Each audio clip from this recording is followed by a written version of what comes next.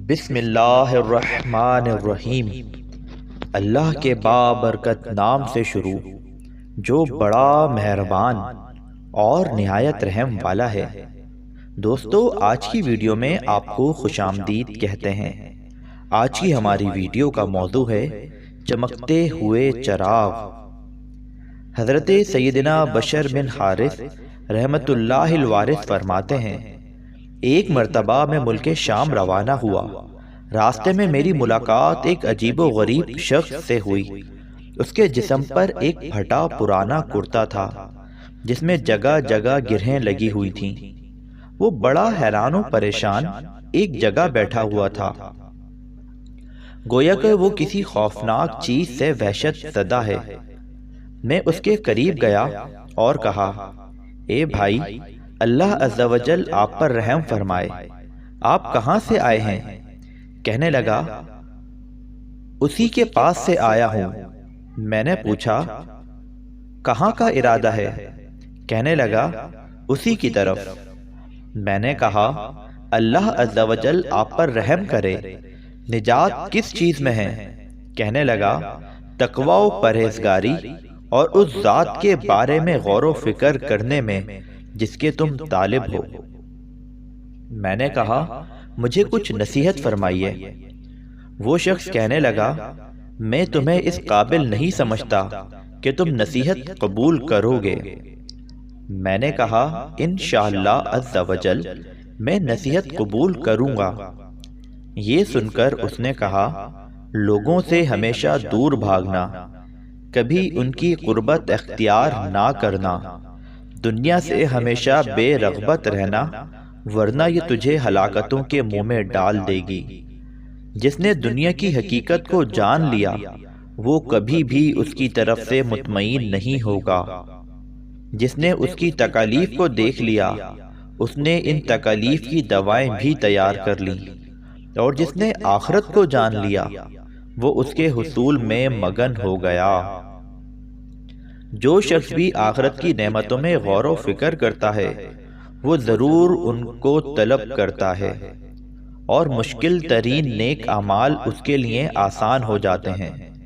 جب ان اخروی نعمتوں کی طرف ہر سمجھدار کا دل مائل ہوتا ہے تو جس پروردگار عز و جل نے یہ نعمتیں بنائیں اور انہیں پاکیزہ و سرور کن بنایا، وہ ذات اس بات کی زیادہ مستحق ہے کہ اس کی طرف رغبت کی جائے اور اسی کی رضا کے لیے اعمال صالحہ کیے جائیں۔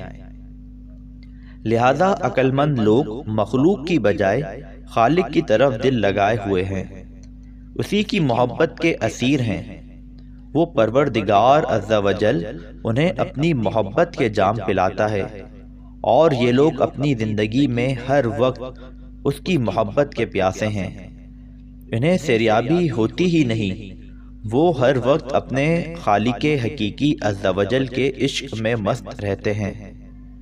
پھر وہ مجھ سے مخاطب ہو کر پوچھنے لگا، کیا تم ان باتوں کو سمجھ چکے ہو جو میں نے بیان کی؟ میں نے کہا، اللہ عز و جل آپ پر رحم فرمائے، جو کچھ آپ نے بیان کیا میں وہ تمام باتیں سمجھ چکا ہوں۔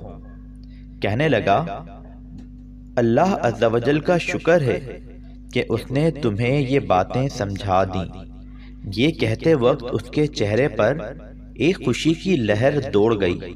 پھر مجھ سے کہا، تمہارے لیے وہ لوگ مشعلِ راہ ہیں جو اس کی محبت کے پیاسے ہیں، اور وہ جام عشق سے سیر نہیں ہوتے۔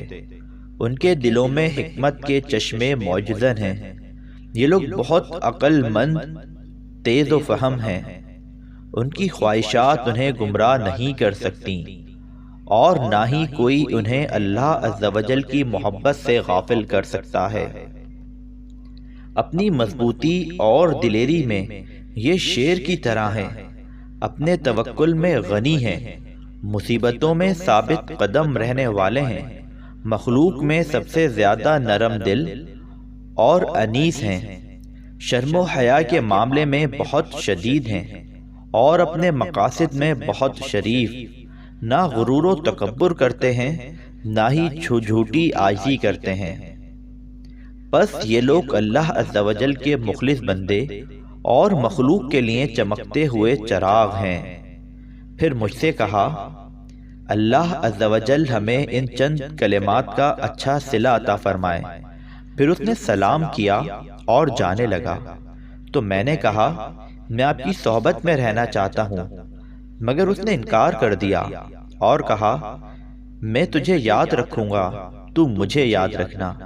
یہ کہہ کر وہ چلا گیا اور میں وہیں کھڑا اسے دیکھتا رہا۔